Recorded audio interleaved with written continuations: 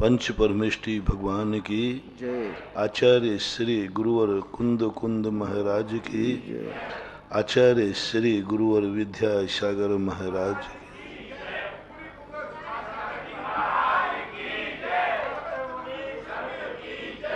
कल अपन ने ऐसी आत्मा का मोक्ष दिवस मनाया जिसने ये करके दिखा दिया कि मैं स्वाधीन होकर के भी आत्म के बल पर अनंत काल तक भी सुखी रह सकता हूं। विगत दिनों से अपनी चर्चा चल रही है कि व्यक्ति पर पदार्थों के बिना संसार में नहीं जी पा रहा है, लेकिन आदिनाथ भगवान कल मोक्ष प्राप्त करके उन्हें दिखा दिया मुझे शरीर की भी जरूरत नहीं है। शरीर से भी वो इतने आकुल व्याकुल हो गए तो कहते नहीं, मुझे शरीर भी जेल दिख रहा है। बहुत बड़ी बात उनके दिमाग में आई। शरीर जेल दिखने लग जाए, इस शरीर के प्रति किसी को ये अनुभूति नहीं आती कि मैं शरीर में हूं या न जेल में हूं। यदि ऐसी अनुभूति आए तो जब शरीर छूटने लग जाता है तो हमें खुशी होना चाहिए, दुख नहीं होना चाहिए। जेल से छूटने पर दुख नहीं होता, खुशी होती है। एक लक्षण है। हमें भेद विज्ञान हुआ है कि नहीं हुआ। लोग पूछते हैं महाराज भेद विज्ञान को हम कैसे समझें कि मुझे भेद विज्ञान हो गया। तो एक छोटा सा पॉइंट है, कभी तुम्हारे मन में जब शरीर छूटने लग जाए, मरण की बात याद आ जाए, तो तुम्हें खुशी होती है कि दुख होता है। यदि दुख होने लग जाए तो समझ लेना कि अभी भेद विज्ञान नहीं हुआ, क्योंकि हमारे शास्त्रों में कहा कि ये तन कारागृह है। कई जगह घर कारागृह कहा, अब हम तन को भी ले लेते हैं। तन कारागृह यदि है तो कारागृह की अनुभूति हुई कहाँ। अभी जिनवाणी ने तो कारागृह कहा है, हमें तो घर नजर आ रहा है कि यही मेरा घर है। और यदि तुम्हारे मन में भेद विज्ञान हुआ, कई लोग हम शब्दों में किसी को धोखा दे सकते हैं। हम कुछ बोल सकते हैं और अंदर कुछ और रह सकते हैं।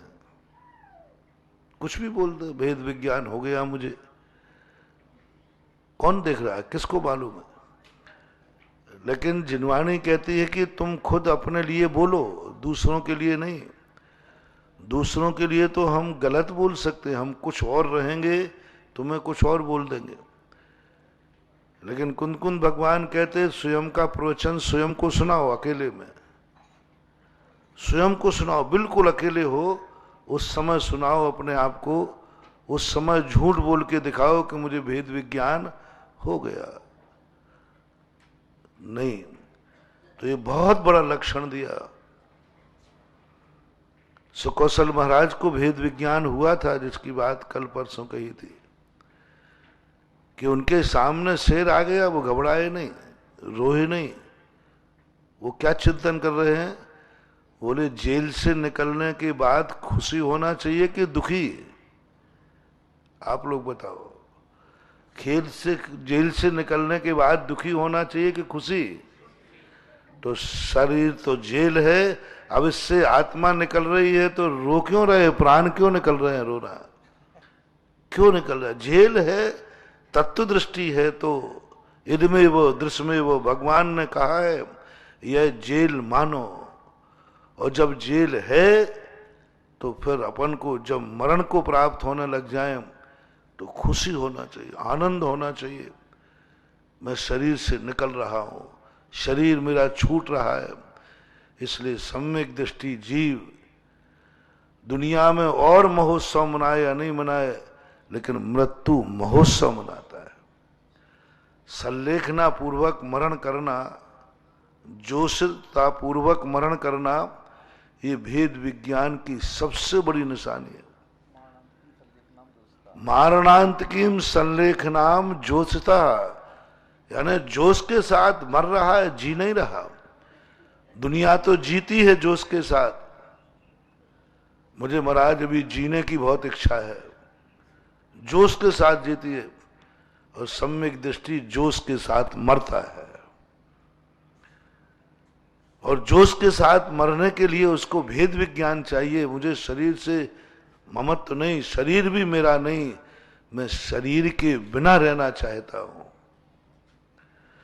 और जिस दिन अपनी ऐसी दशा आ जाए कि मैं शरीर के बिना रहना चाहता हूं, शरीर तो जेल है, वे मोक्ष को प्राप्त करते हैं। और भगवान ऋषभदेव ने अपने विगत 10 भवों से ये साधना शुरू की थी कि मैं शरीर के अधीन नहीं रहूंगा, और दुनिया की चीजें तो मुझे चाहिए ही नहीं। मुझे हर चीज से घृणा है। कहा था ना, पुण्य से भी घृणा है, परिवार से घृणा, रोटी से घृणा, भोजन से घृणा। अब आज कह रहा हूं उनको ये शरीर से घृणा हो गई, शरीर से घृणा हो गई। नहीं चाहिए मुझे शरीर। बताओ इस शरीर ने बेचारे ने क्या बिगाड़ा? उसी से इतनी घृणा कर रहे हैं कि नहीं, मैं शरीर में नहीं रहूंगा। ये शरीर मेरे स्वाधीनता को नष्ट कर रहा है। स्वाधीनो ही विनाशो, समय सार में कहा। और जहां जहां मेरी स्वाधीनता नष्ट होती है वो काय का सुख है। और ऋषभदेव ने अपनी संकल्प शक्ति के माध्यम से कल शरीर को भी छोड़ दिया। अब उनका शरीर क्या है? ज्ञान शरीरी त्रिविध कर्ममल वर्जित सिद्ध महंता, ते हैं निकल अमल परमात्म भोगे सर्व अनंता। कभी ऐसी प्रतीति अनुभूति तुम्हारे अंदर आ जाए तो समझ लेना तुम्हारा मोक्ष बहुत जल्दी होने वाला है। कभी यदि ऐसा भाव आवे शरीर के प्रति, मुझे शरीर नहीं चाहिए, मैं देहातीत होना चाहता हूं, अभी भाव नहीं करना है। ये भावना आना सम्यक दृष्टि का लक्षण है। सम्यक दृष्टि को आता है, छोड़ता नहीं है।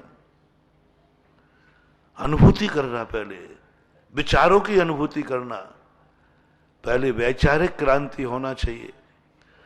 विचारों में क्रांति तो लाओ कि मुझे शरीर छोड़ना है, मुझे संसार की सब चीजें छोड़ना है। अभी तो विचारों में नहीं आ पा रहा है, और आ जाए तो मुमुक्षु हो तुम। और मौत का नाम सुनते ही तुम्हारे मन में एक ऐसी लहर दौड़े, अच्छा मौत आ रही है, वाह।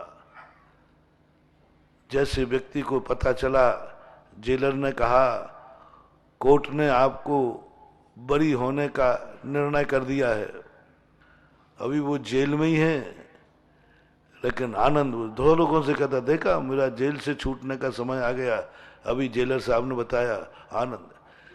ऐसे ही मौत का समय जब आता है तो कोई सूचना देता है कि देखो अब तुम्हारे मरने के दिन आ रहे हैं, अब तुम्हारी आंखों से दिखना बंद हो गया, कानों से सुनना बंद हो गया, जठराग्नि भोजन नहीं पचा पा रही है, ब्लड प्रेशर लो हो रहा है, हाई हो रहा है। अब बस डॉक्टर ने कह दिया है अब तुम्हें यहाँ शरीर को छोड़ने वाले हो। ये शब्द सुनते ही सम्यक दृष्टि को ऐसी अनुभूति होती है जैसे जेल में बंद होने वाले जेली को अदालत से बरी होने का घोषणा होने पर होती है। परीक्षा कर लो अपने आप में। मौत की आवाज सुनते ही किसी ने कहा तुम्हारा मरना निश्चित हो गया है, वो तो मरना तो है ही, लेकिन पूछा जा रहा है कैसा लग रहा है? बोले महाराज बहुत आनंद आ रहा है, बहुत आनंद आ रहा है, बहुत अनुभूति हो रही है। बस अब मैं अपनी जिंदगी में यही तैयारी कर रहा हूं कि मैं शरीर से छूटूंगा। तुरंत वो गुरु महाराज के पास जाता है, मंदिर जाता है। मुझे इस शरीर ने इतने दिन मेरा साथ दिया, इसको मैं किस ढंग से छोड़ूं,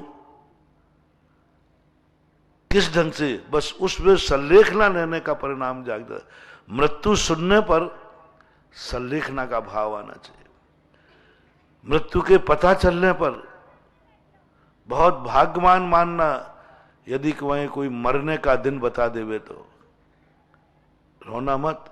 और यदि रोना आ गया, मेरे मरने का समय आ गया और आंख में आंसू आ गया, तो देवता भी जब 6 महीने उनकी आयु के शेष रहते हैं, जब मरने का समाचार मिलता है तो देवता आकुल व्याकुल हो जाता है और 6 महीने के अंदर मर करके ऐसा पाप कर लेता है, ऐसा संकलेश कर लाता है, तय तय छावर तन धरे स्थावर बन जाता है, पेड़ पौधा बन जाता है। और सम्यक दृष्टि जीव क्या करता है, जैसे 6 महीने शेष रहे तुरंत वो चैत्यालय में जाता है, शिवमंदिर भगवान के जाता है और 6 महीने धर्म ध्यान में व्यतीत करके और ऐसी 6 महीने धर्म ध्यान में व्यतीत करके और जीवन के अंत को खुशी से त्यागता है, खुशी से। और कभी ऐसा शरीर, अभी तो ये अपनी बात की गई, जब सारी दुनिया रोवे तुम्हारे मरने पर और तुम मौत को हंसते हंसते गले लगाओ, उसको संलेखना कहते हैं। और जिसके शरीर छोड़ने पर वह आत्मा भी खुशी हो और सारी दुनिया खुशी मनाए, उसे निर्वाण कहते हैं। जब संलेखना होती है ना तो सब रोते हैं, सब आकुल व्याकुल मोही है ना सब, लेकिन वह व्यक्ति हंसता है जिसकी संलेखना हो रही है, वो कहता आनंद आ रहा है।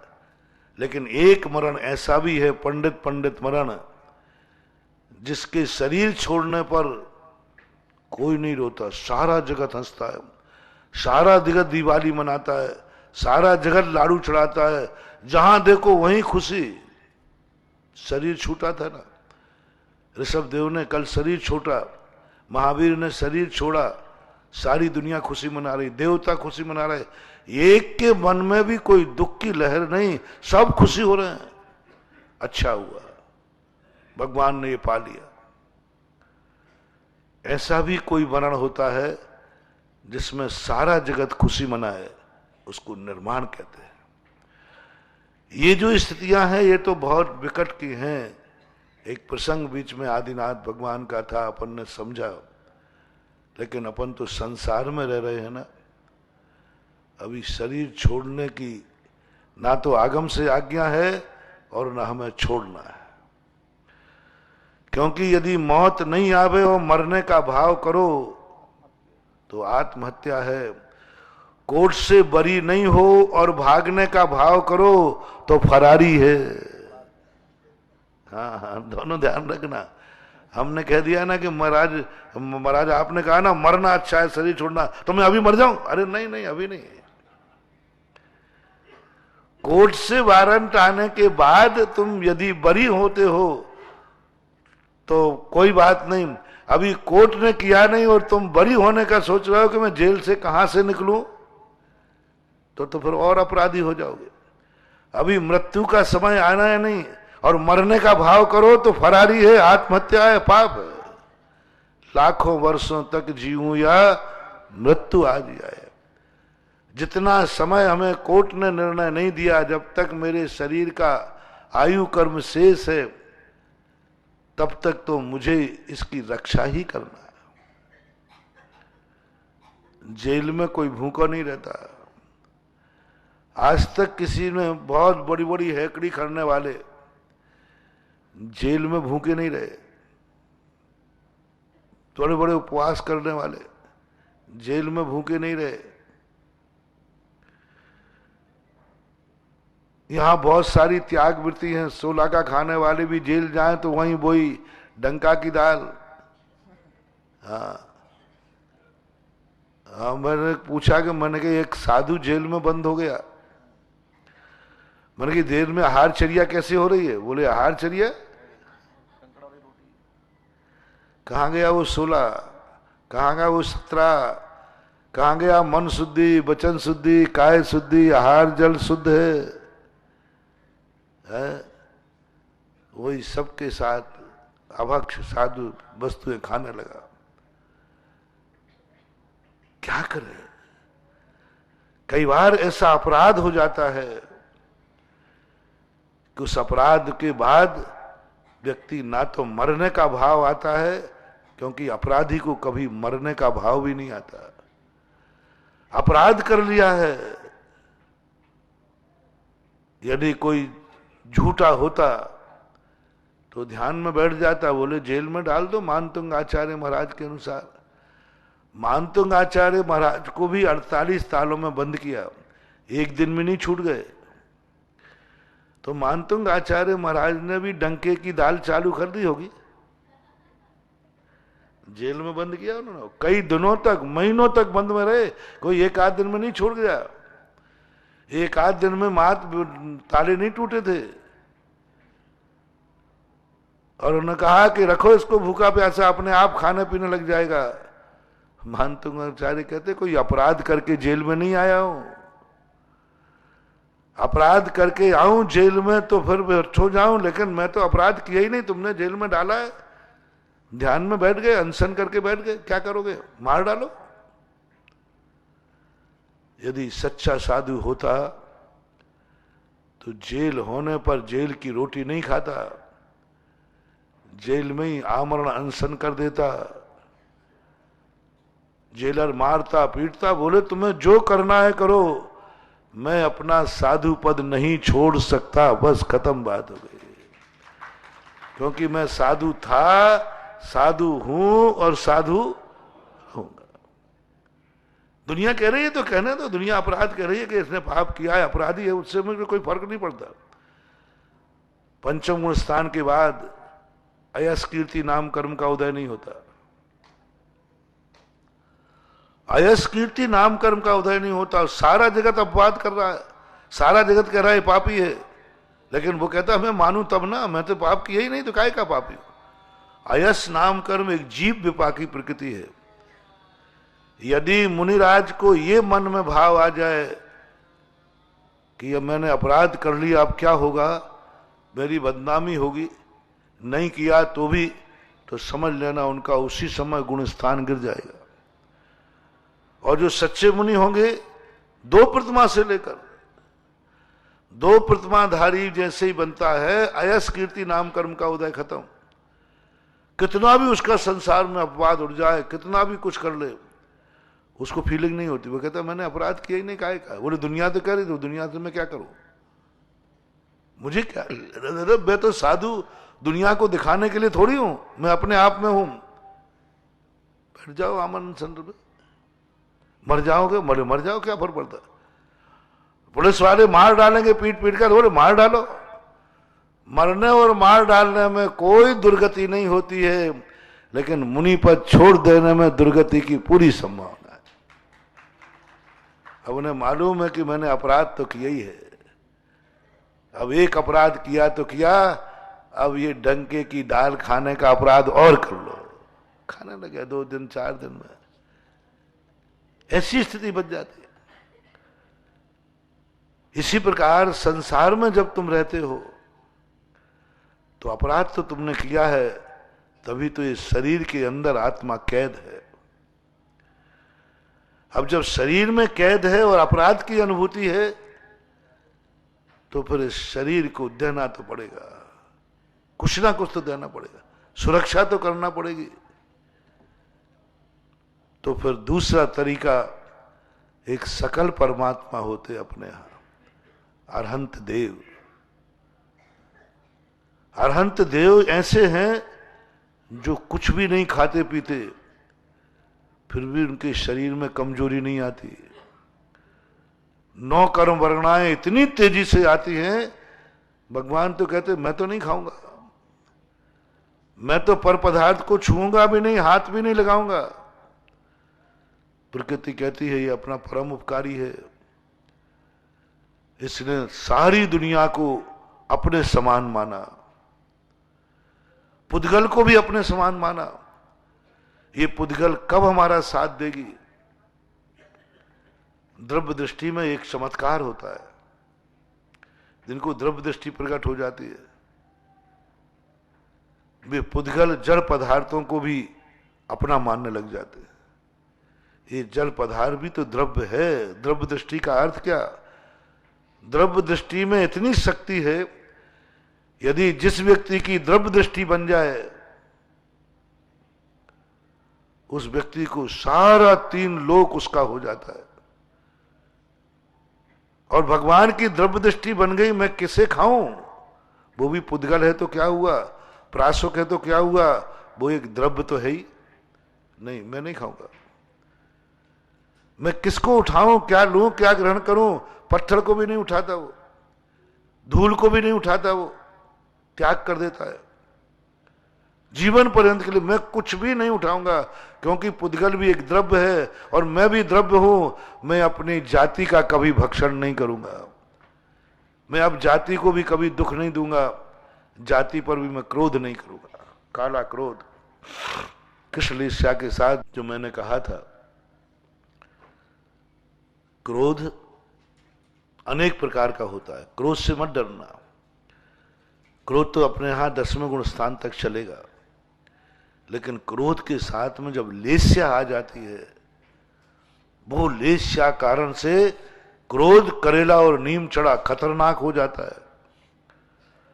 और 2 दिन पहले अपना प्रसंग चला था, तुम्हें कंट्रोल करना है कम से कम अपने से जो पूज्य पुरुष हैं, अपने से जो बड़े पुरुष हैं, अपने पर जिनका उपकार है, उन पर कभी क्रोध नहीं करना, किसी भी परिस्थिति में,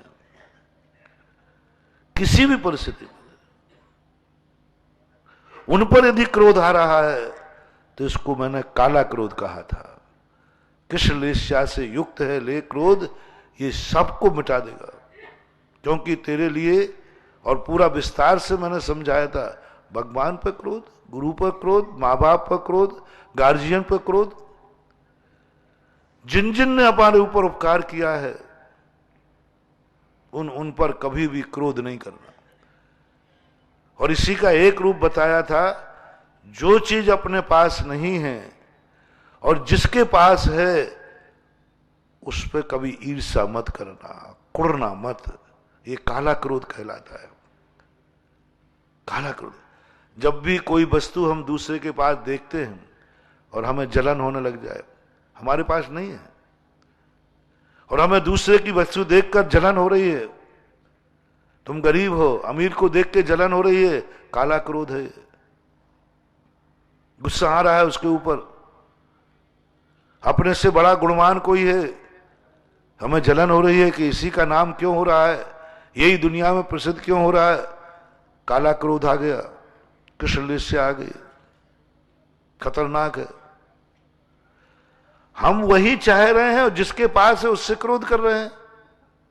और हमारी मान्यता भी यही है कि मैं भी धनी बनूं, मैं भी यश कमाऊं, मैं भी इज्जत बनाऊं, मेरा भी नाम हो, मैं भी शरीर से स्वस्थ रहूं, मेरे पास भी वैभव हो।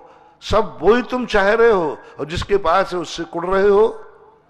तो काला क्रोध कहता है, तेरी जिंदगी में कभी वो चीजें नहीं आ पाएंगी। ये कान खोल करके सुन लो, जो चीज अपने पास नहीं है और जिसके पास है, अंदर चेतना से पूछो, तुम्हें ईर्ष्या तो नहीं आ रही? यदि ईर्ष्या आ रही हो तो जिंदगी में तुम कभी वो चीज नहीं पा पाओगे, तुम वहां नहीं पहुंच पाओगे। और यदि तुम्हारे पास नहीं है और सामने वाले के पास है और तुम्हें आनंद की अनुभूति हो गई, कोई बात नहीं, मेरे पास नहीं सही, इसके पास सही, समझ लेना आप बहुत जल्दी वैसे बन जाओगे जिसको देख करके तुमने खुशी मनाई है। भगवान को देखकर खुशी है, भगवान बनोगे। गुरु को देखकर खुशी है, गुरु बनोगे।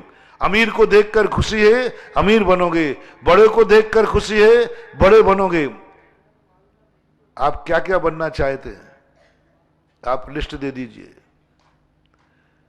उसके नीचे हम आंसर लिख देंगे। जो जो ये चीजें पा चुका है उसको देखकर तुम खुशी मनाओ। फेल होने वाला व्यक्ति पास होने वाले से खुशी मनाए, अगली साल वो भी पास हो जाएगा। और यदि वो ईर्ष्या करे, ये पास क्यों हो गया, इसको मैं ऐसा करूंगा, अगली साल इसको भी फेल नहीं किया तो मेरा नाम भी, इसको फेल करूंगा, इसकी किताब गायब कर दूंगा, हाँ इसकी किताब फाड़ दूंगा, ये फेल हो जाएगा। तो बंधुओं, 100 जन्म तक भी तुम कभी पास नहीं हो पाओगे। और तुम्हें खुशी हो जाए कि कोई बात नहीं, मैं तो नहीं पास हो पाया, ये पास हो गया। और मैंने तुम बताया था, फेल होने वाला पास होने वाले को जय जिनेंद्र करे तो अगली साल इसके पास होने की उम्मीद है। और हमने तुम्हें एक फार्मूला दिया था, मंत्र दिया था, तुम जो जो बनना चाहते हो उस व्यक्ति को देखकर बस तुम खुशी मनाओ, बस तुम्हें जो बनना हो। अमीर बनना है तो अमीर जब आए उसी खुशी मनाओ, जय जयनंद करो, उसको देखकर सगुन मान लो, बस हमारी भाषा में सगुन मान लो। गरीब को यदि अमीर सामने से दिख जाए, वो सगुन मान लेवे, मांगलिक मान लेवे, आनंद से भर जाए, समझ लो अमीर बनने का मंगलाचरण हो गया। तुम साइकिल पर जा रहे हो, देखो सगुन, ऐसे ही मत मानना। ड्राइविंग में चलने वालों को सिखाया जाता है कि छोटे वाहन वाले साइड से चलें, साइड से चल, बड़े वाहन वालों को रोड छोड़े। तो तुम लोग हैकड़ी में चलते हो, इन्हीं के बाप का है कि वो साइकिल चलने हटता ही नहीं, वो पे पे कर रहा है ठेला वाला। हाँ कई बार तुम लोगों को बड़ी जिद आती है, हटते ही नहीं, वो हटते ही नहीं, वो कहता है इसके बाप का रोड है क्या, वो ट्रक हार बना रहा, भाई साइड से हो जा। फिर जब नहीं मानता है तो ट्रक वाला पास में एक टल्ला देता है तो खंती में दिखाते हुए पड़े हुए। तो एक तो दुर्घटना की है, मैं तुम्हें धार्मिक नीति बता रहा हूं। दुर्घटना तो हो ही सकती, बड़े से कभी भिड़ना मत, अपने से अधिक बलवान हो उससे कभी भिड़ना मत, कभी भी तुम्हारे लिए फायदा होने वाला नहीं है, क्योंकि वो बड़ा है, किसी भी क्षेत्र में बड़ा हो, उससे कभी भिड़ने का प्रयास नहीं करना, नुकसान ही नुकसान है, नुकसान ही नुकसान है। और साइड में होने से फायदा क्या है, कितना भी खतरनाक क्यों, ट्रक वाला है, तुम्हें ही साइड में होना, ट्रक वाला साइड में नहीं होगा। धर्म की दृष्टि से कहते हैं, धर्म, तुम्हारे पास ट्रू व्हीकल है, उसके पास 4 व्हीकल है, वो तुमसे पीछे चल रहा है, तुम आगे चल रहे हो। धर्म कहता है साइड से हो जाओ। बोले क्यों, इसे की बाप की सड़क है, बोले नहीं तुम्हारे बाप की सड़क है, साइड से हो जाओ। क्यों, वो तुमसे ज्यादा पुण्यात्मा है, तुम पुण्यहीन हो। पुण्यात्मा को जितनी देर पीठ दिखाओगे उतनी देर तुम्हारा सर्वनाश है। धार्मिक दृष्टि बता रहा हूं।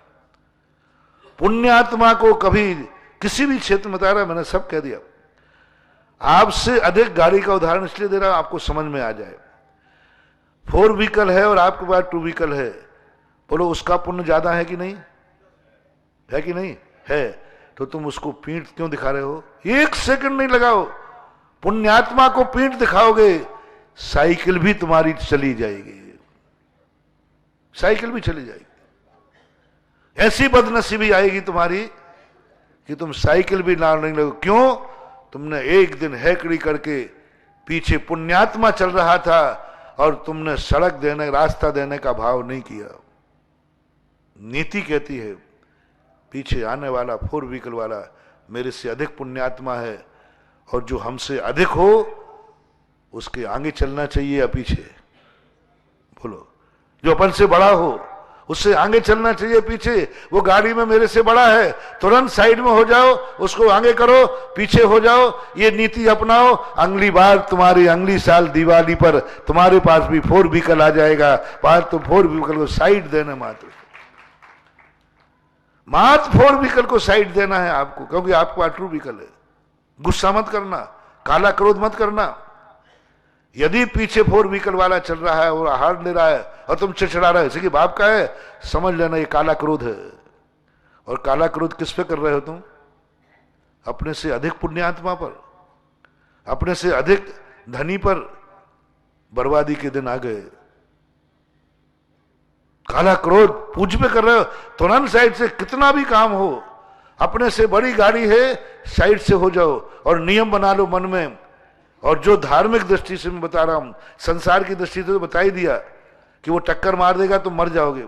धार्मिक दृष्टि से नियम बना लो, मेरे से बड़ा गाड़ी वाला कभी आएगा, मुझे पता चलने पर मैं 1 सेकंड भी उससे आगे नहीं चलूंगा, तुरंत साइड दे दूंगा, क्योंकि वो मेरे से बड़ा है। तो ऐसा पुण्य बढ़ेगा, अगली दिवाली को तेरे पास 4 व्हीकल होगी।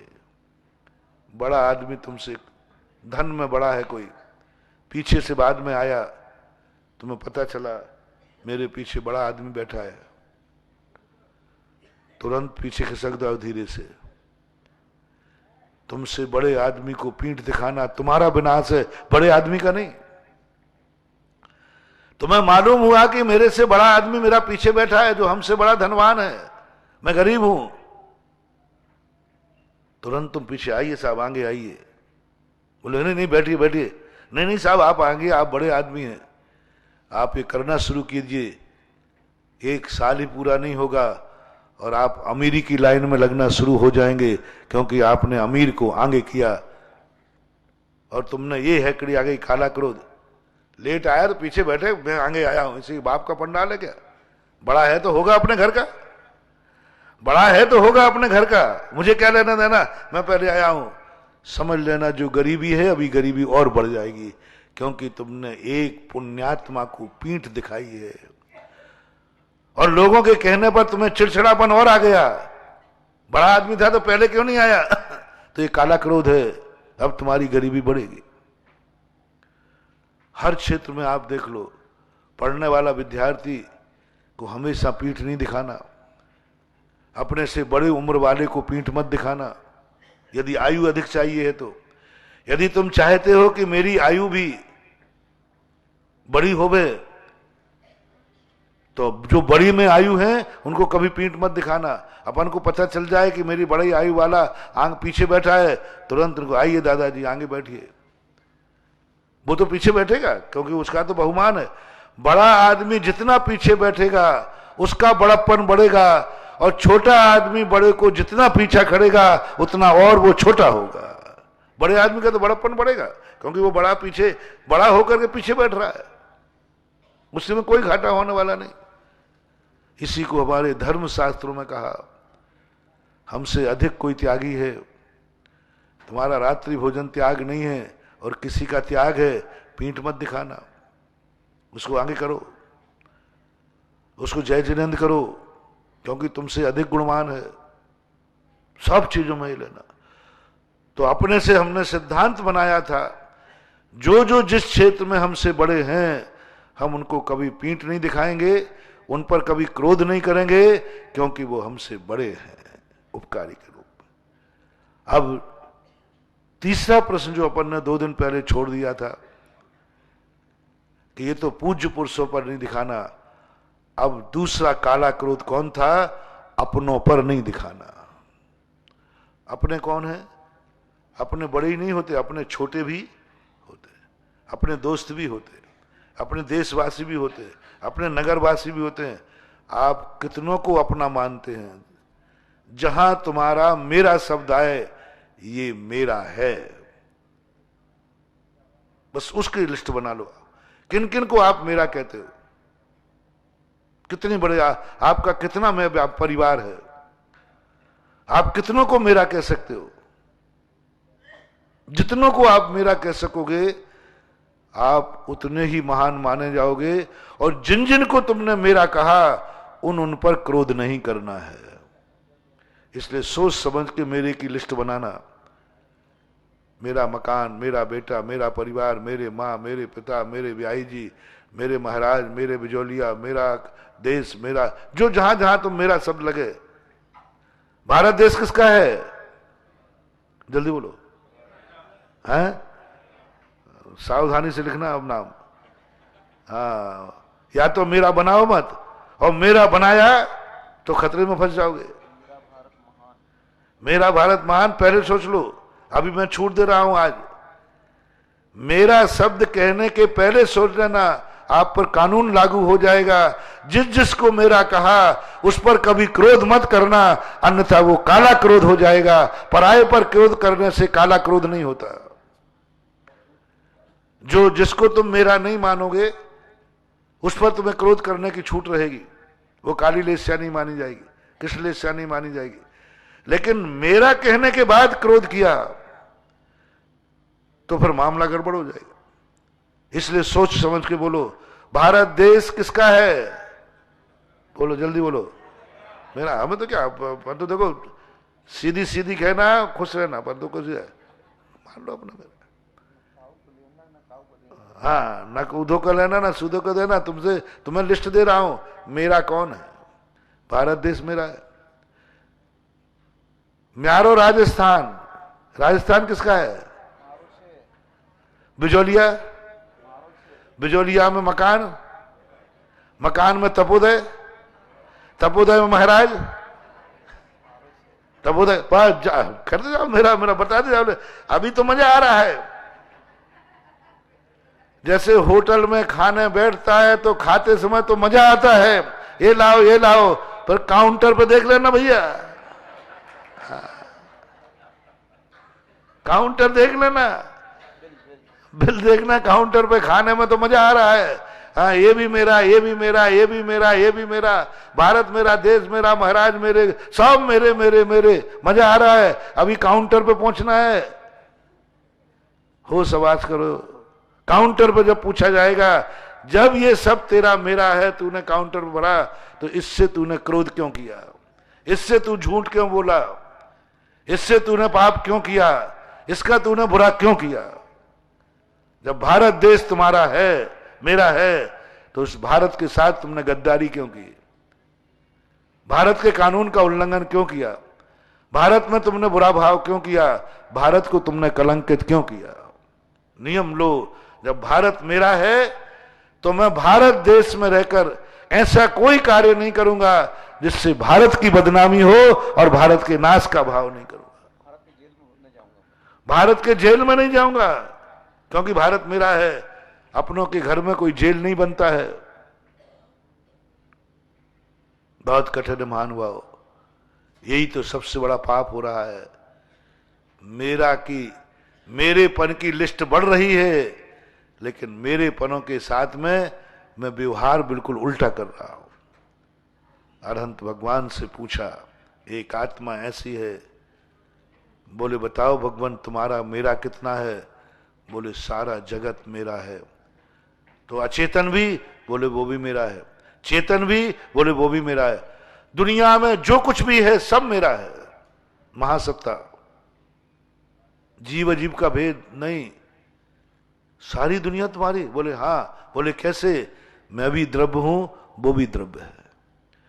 अब जो जो द्रव्य है वो मेरी जाति का है, और मैं कभी जाति पर क्रोध नहीं करूंगा, जाति का नाश नहीं करूंगा, जाति का बुरा नहीं विचारूंगा, जाति को मैं कभी उपभोग नहीं करूंगा, क्योंकि वो मेरी जाति वाला है, मेरी जाति वाला। सभ्य शुद्धाहु शुद्ध नया, निश्चय दृष्टि का चमत्कार बता रहा हूं। लोग व्यवहार में तो बहुत चमत्कार मानते हैं, निश्चय में ऐसा चमत्कार है।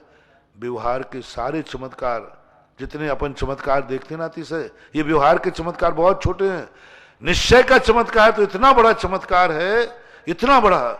एक अंतर मुहूर्त के लिए मात्र संपूर्ण सृष्टि को मेरी मानना है,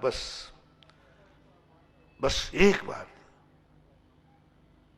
जड़ और अचेतन दोनों को, जो कुछ भी है सब मेरा है, सब मेरा है। ये मेरा है, मैं इसका हूं।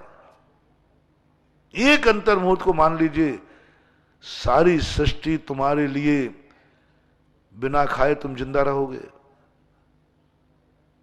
अरहंत भगवान ने माना एक अंतर मुहूर्त के, मैं कोई भेद नहीं करूंगा। द्रव्य दृष्टि, सब द्रव्य हैं, और जो जो द्रव्य है मेरी जाति का है और मेरा है, और मैं इसका हूं। मैं क्यों इसको बांधूं? कर्मों को बांधना छोड़ दिया। मैं क्यों इसको खाऊं? पुद्गल भी तो, ये भी तो किसी का शरीर है। मेरे शरीर को कोई मार के खावे तो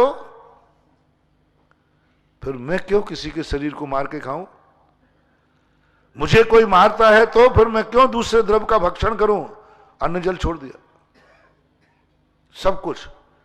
सारे ब्रह्मांड में चर्चा हो गई, पुद्गलों में चर्चा हो गई कि दुनिया में एक आत्मा ऐसी है जो मुझे भी मेरा कह रही है। पुद्गल कहते अपन को कोई मेरा कहेगा कि अपन तो जड़ है, अपन तो अचेतन है, कौन अपने साथ संबंध करेगा? नहीं नहीं, एक आत्मा कह रही है संसार में जो कुछ भी है सब मेरा है और मैं उसका हूं, और मैं किसी की सत्ता को नष्ट नहीं करूंगा।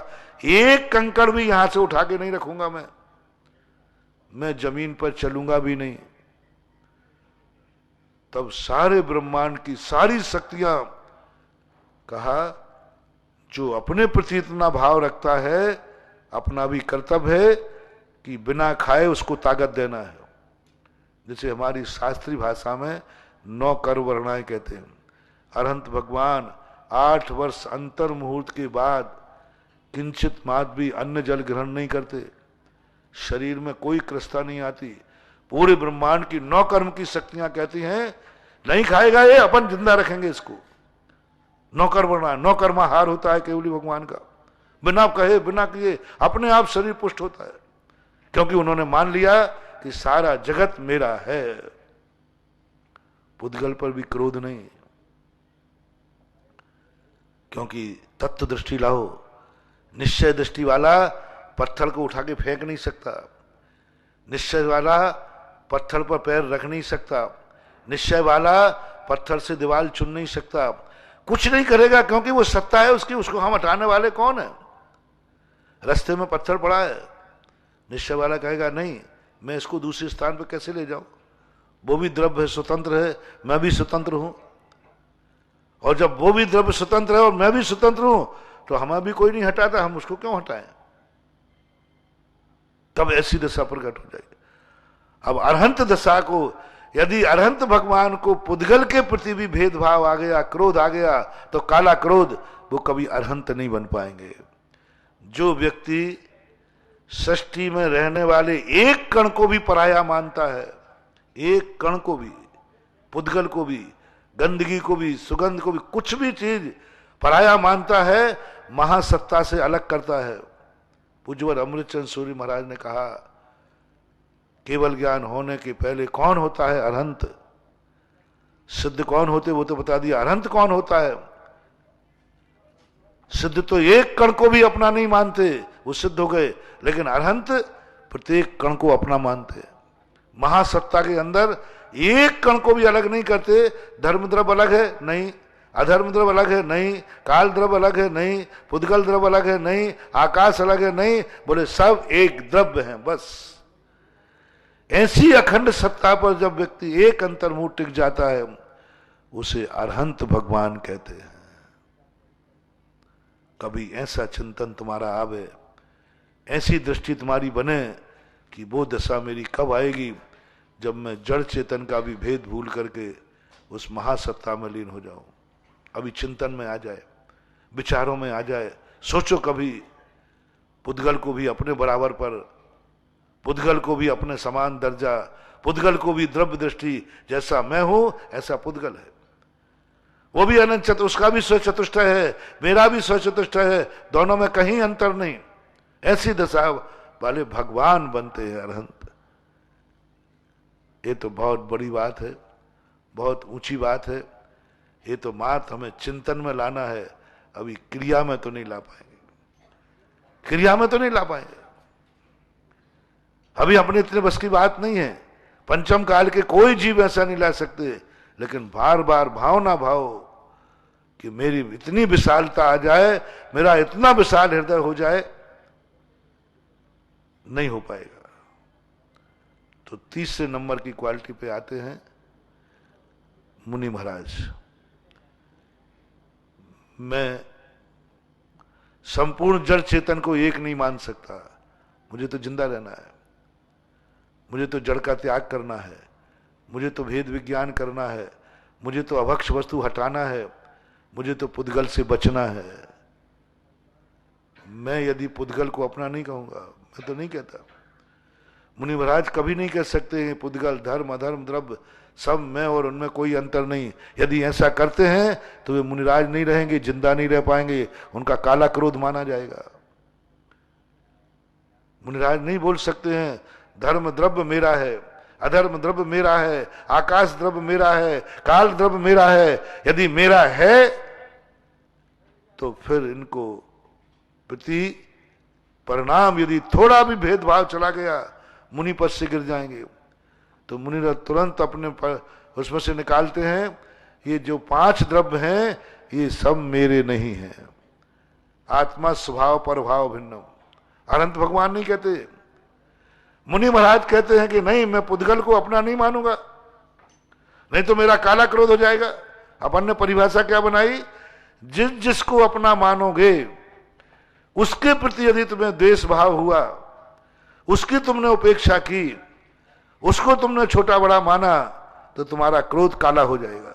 और काला क्रोध खतरनाक है, और पराये से क्रोध करने में काला क्रोध नहीं होता। तो मुनिराज ने कहा, मैं 5 द्रव्यों को पराया मानता हूं, अपने आत्मा से भिन्न मानता हूं। अब अपन को कोई दोष नहीं लगेगा, अपन उस पर क्रोध भी करेंगे, पुद्गल को उठा के अलग भी कर देंगे, कोई दोष नहीं लगेगा, क्योंकि हमने पराया मानता, मैं अपना मानते ही नहीं। मुनिराज कहते हैं, मैं सत्वेषु मैत्रिम, जीवों को अपना मानूंगा बस। मुनिराज से पूछा, तुम्हारा कौन है, तुम्हारे कौन कौन है? बोले, संसार में जितनी जीव राशि है वह सब मेरी है। अब देखना महाराज फंस रहे हैं।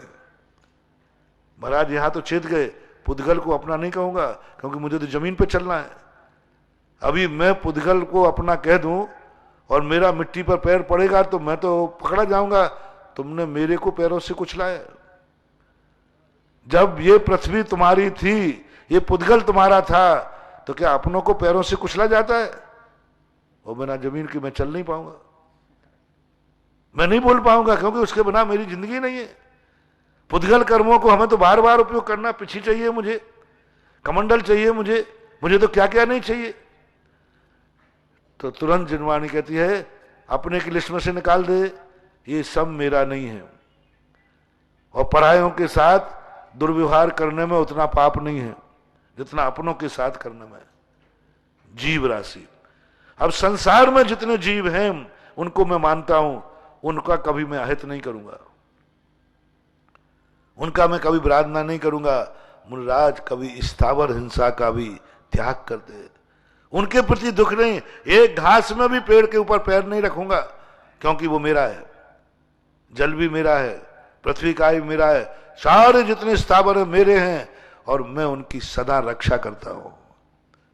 मुनिराज क्यों रक्षा करते हैं, क्यों एक इंद्रिय जीवों की विराधना नहीं करते?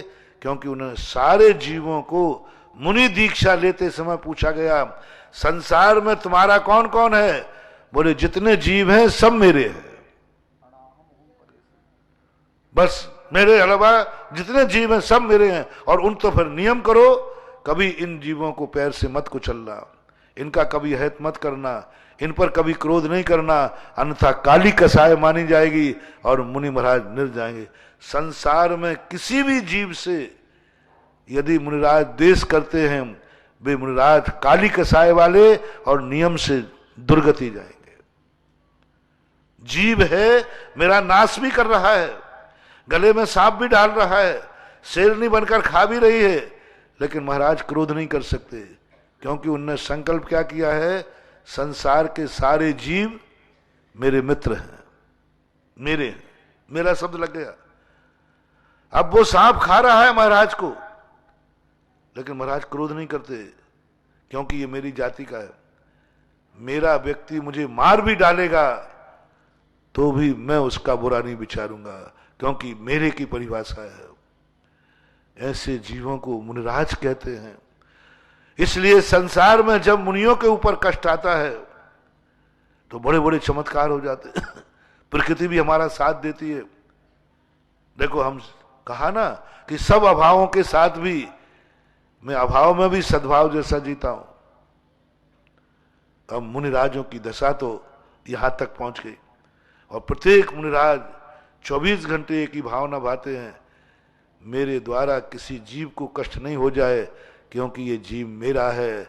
मैंने सुबह उठ करके सामायिक के पहले ही घोषणा कर दी है, फार्म भर दिया है, सत्वेषु मैत्री, सारे जीव मेरे मित्र हैं, अब सावधान रखना है।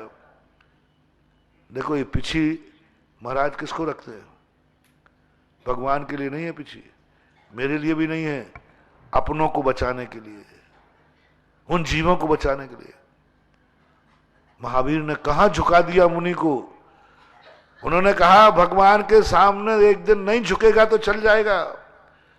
कोई मुनिराज यदि एक दिन भगवान के सामने नहीं झुके, मंदिर करने नहीं जाए, तो उनका मुनिव्रत खंडित नहीं होगा। लेकिन एक दिन चींटी का दर्श नीचे बिना देखे चले जाए तो, एक क्षण को भी मुनिराज बिना देखे चले जाएं तो मुनिव्रत खंडित हो जाए, मुनिव्रत खंडित हो जाए। तो महाराज भगवान महावीर ने अपने भक्त को कहां झुकाया? बोले अपनों के लिए झुक जा। मैं चींटी को नहीं झुक रहा हूं, मैं तो अपने मित्र के लिए झुक रहा हूं। ओहो क्या गजब की बात। जब ये बात आई कि मैं इतना बड़ा मुनि होकर इस चींटी के लिए झुकूं, इतना बड़ा मुनि हूं, जगत पूज जगत कौन सा परमेष्टि? साधु परमेष्टि, परमेष्टि परम ज्योति विरागो विमलाकृति, ऐसा कुछ आता है श्राप का जन्म। इतना बड़ा होकर मैं चींटी को झुकूं? कहां है उस चींटी की औकात? जिनवाणी मां कहती है तेरा सोच गलत है। सुबह सुबह जो तूने सामायिक पाठ पढ़ा था ना, उसमें क्या पढ़ा था? सत्य सुमैत्रिम, और जो जो जीव है वो तेरा मित्र है। तो तू चींटी नहीं है, तेरा मित्र है, तूने फार्म भरा है, इसलिए मित्र के लिए झुकने में मानहानि कैसी? बोला मित्र बराबर का होता है कि छोटा बड़ा होता है? बराबर का जब मित्र होता है तो मित्र के लिए झुक रहा हूं, मैं चींटी के लिए नहीं झुक रहा हूं, क्योंकि मैंने मेरा कहा कि ये मेरा है। अभी अपन समय आपका हो गया, अपन आगे जाकर के बहुत अच्छा विषय तुम्हें दूंगा कि ये जैन दर्शन की सारी ये ऋचाएं कहां कहां में चेता दी। बताओ मुनिराज ने किसको मित्र बना लिया? तुम भाई को भी नहीं बना पा रहे अपने, और जिनवाणी मुनिराज से ने कहा मैं चींटी को भी, कीड़े को भी, पेड़ को भी, पौधे को, ये सारे मित्र बनाए।